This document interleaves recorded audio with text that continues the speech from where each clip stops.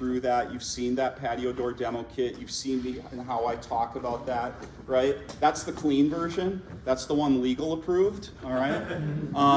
If you haven't seen it, I highly recommend go out there. It's a good review, but it's little video clips of me talking about these components. And like I said, it's what legal said I could say. If Becky from legal were sitting in this room, I'd probably be let go tomorrow, because she's like, you can't say that much, but we're going to talk about those things. So first off, let's start out with this baby. So which component do we have right here?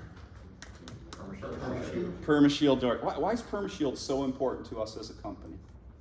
That's what we started with. It's what we started with, right?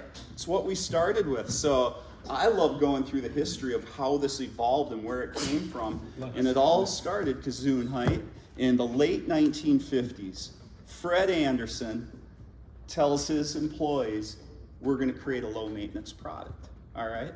Think about that. It's the late 1950s, and Fred tells his team, we're going to create a low maintenance window and door. And you would think by the 50s, somebody would have figured it out, but they hadn't. It didn't exist. So Andersen, in partnership with B.F. Goodrich, everyone's familiar with B.F. Goodrich, we partner with B.F. Goodrich in their plastics division, and Andersen creates the first hollow vinyl window in 1959. We build the first hollow vinyl window ever made. We create the first hollow vinyl building products ever made, all right? Down in little old Bayport, Minnesota, population like 2,500 or whatever it might have been then. And what did we find after we created those and we started testing them? Inferior. What's that? They're inferior. Inferior. How so? What are they doing? Warping. Warping. What else? Discoloring. Discoloring. They eventually, right? Cracking. Cracking. They're gonna expand. They're gonna contract. They're gonna do weird things. 1959, Andersen Corporation says hollow vinyl sucks.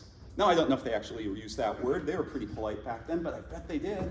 They're like, this is an inferior building material. We can't utilize that. So then they looked at aluminum and they just were like, no, we're not going near aluminum. There's too many gaps, there's too many intersections. Aluminum is not the material we want to go with. So what they end up doing is they send a young engineer by the name of John Cole over to Europe. John's a young engineer, he's multilingual, and they're like, John, go to Europe. See if there's a technology over there that somebody's utilizing that we could perhaps bring back to the United States and make windows and doors with.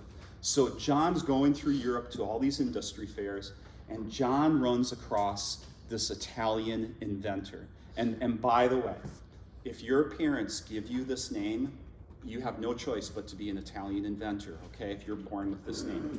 Luigi Zanini. So Luigi has figured out how to take polymers, put them into a molten state, and extrude them over thin pieces of wood to make vinyl-covered shutters for windows and doors. That's what he's done. He's got this tiny little company, and he's doing extrusion. And when I say extrusion, is everybody 100% comfortable with what extrusion is? And if you're not, let's talk a little bit about extrusion. Want to talk about extrusion?